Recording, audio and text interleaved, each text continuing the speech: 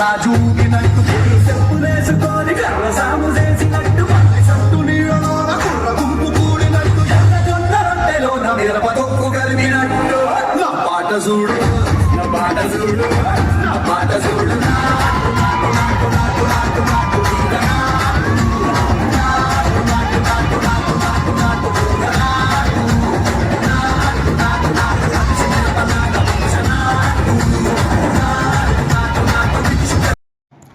Hello friends, welcome back to my channel.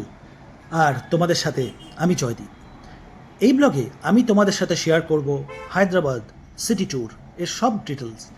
এই ব্লগে next পার্টিগুলোতে থাকবে তিরুপতি বালাজি দর্শন এবং ভারতে মহাদেবের দ্বিতীয় জ্যোতির্লিঙ্গ অন্ধ্রপ্রদেশের শ্রীশৈলম জেলার মল্লিকার্জুন স্বামী মন্দিরের ভ্রমণের ব্লগ। আর আমার এই যাত্রা শুরু কলকাতা থেকে।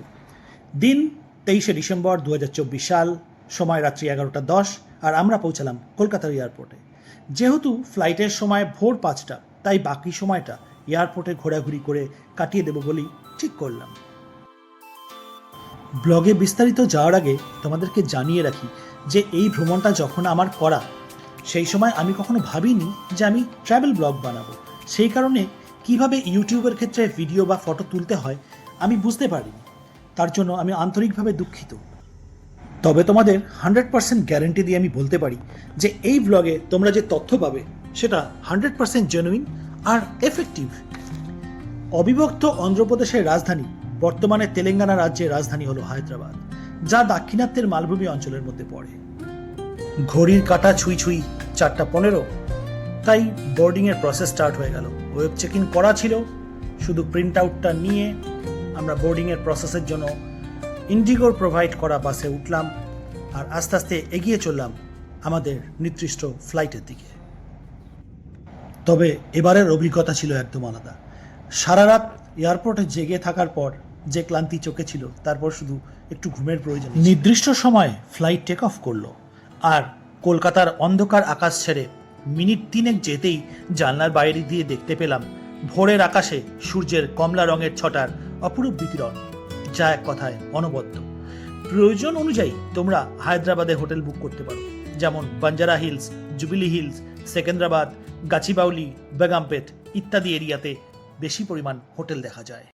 আমি হোটেল বুক করেছি ট্রিবো অ্যাপস থেকে।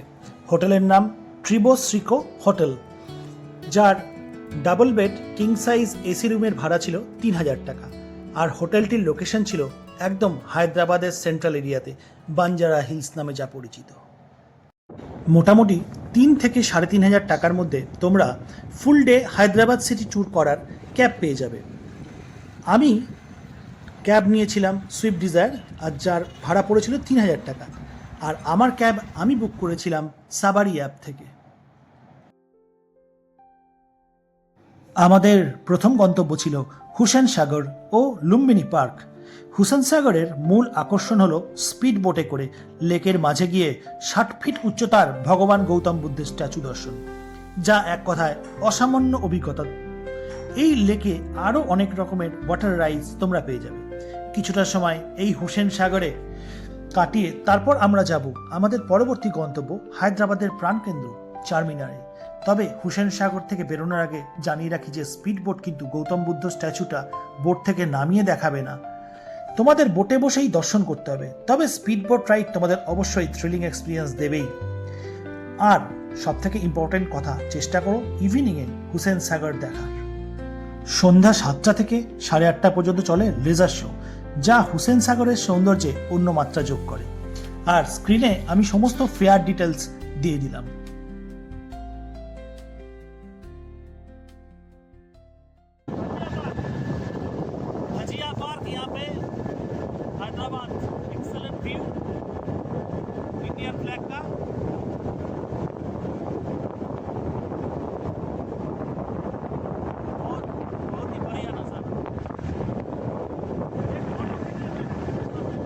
এসে পৌঁছালাম হায়দ্রাবাদ শহরের প্রাণকেন্দ্র চারমিনারে। 1591 সালে এই মিনার তৈরি করেছিলেন কুতুব শাহ। এখানকার লালবাজার শপিং করার আদর্শ জায়গা। চারমিনারের এন্ট্রি ফিস জনপ্রতি 25 টাকা। মধ্যযুগে তৈরি এই মিনার আজও তখনকার শিল্প ও স্থাপত্যের ইতিকথা বহন করে। এসে পৌঁছালাম সালার জাং মিউজিয়াম। এখানকার এন্ট্রি ফিস জনপ্রতি 50 টাকা। এই মিউজিয়াম ভারতের অন্যতম শ্রেষ্ঠ এবং পুরনো মিউজিয়ামগুলির একটি। এখানকার সংগ্রহশালায় তোমরা দেখতে পাবে হিন্দু সামাজিক ও ধর্মীয় সংস্কৃতির কিছু বিরল জিনিস। এছাড়াও পাবে মোগল, মারাঠা ও ইংরেজ শাসনকালেরও কিছু মহামূল্যবান সংগ্রহ, যা সত্যি আমাকে নির্বাক করেছে। এবারের গন্তব্য বিড়লা মন্দির। পাহাড়ের গায়ে তৈরি মন্দিরের কারুকার্য ও শিল্পকলা তোমাদের মোহিত করবে। 200 সিঁড়ি চড়ে মন্দিরের গর্ভগৃহে বিরাজমান ভগবান বেঙ্কটেশ্বরার প্রতিমা খুবই চিত্তাকর্ষক। In 1565, Ibrahim's wife Bhagirathi gave birth to a son. Amidst widespread celebrations, the Sultan distributed largesse. Qutub Shah तशरीफ ला रहे हैं। নিজামের শহরের মধ্যযুগের অন্যতম স্থাপত্য ভাস্কর্যের পীঠস্থান গোলকুন্ডা ফোর্ট। 12শো শতাব্দীর তৈরি এই দুর্গ তোমাদেরকে অবশ্যই রোমহর্ষক রোমাঞ্চ প্রদান করবে। এখানে ঢোকার ফি জনপ্রতি 25 টাকা। তবে এখানকার বিশেষ আকর্ষণ হলো সন্ধ্যাবেলায় সাউন্ড অ্যান্ড লাইটস শো, যার টিকিটের মূল্য জনপ্রতি 150 টাকা। আর কিংবদন্তি অমিতাভ বচ্চনের পটভূমি কণ্ঠস্বর এই শোকে অন্য মাত্রায় পৌঁছে দেবে। এবার এসে পৌঁছালাম ছোটবেলার বন্ধু অয়নের আমন্ত্রণে হাইটেক সিটিতে, যেখানে পিস্তা হাউসের বিরিয়ানির সাথে আড্ডায় জমে উঠল রাত্রিটা। আর পিস্তা হাউস থেকে বেরিয়ে তারপর চলল হায়দ্রাবাদ শহরের সব থেকে আধুনিকতম, সুসজ্জিত আর পাশ্চাত্য দেশগুলির সাথে প্রতিযোগিতা করবার মতো কিছু অসাধারণ হাই রাইজ বিল্ডিংস, আইটি সেক্টরসের office, shopping malls, 5 star hotels আর সুসজ্জিত রাস্তাঘাট। তারপর আমাদের হোটেলে ড্রপ করে অয়নর ফ্যামিলি নিয়ে বেরিয়ে গেল। আর আমরা রাত্রিটা ঘুমিয়ে পরদিনের আমাদের গন্তব্য রামোজি ফিল্ম সিটি ভ্রমণের জন্য প্রস্তুত হলাম।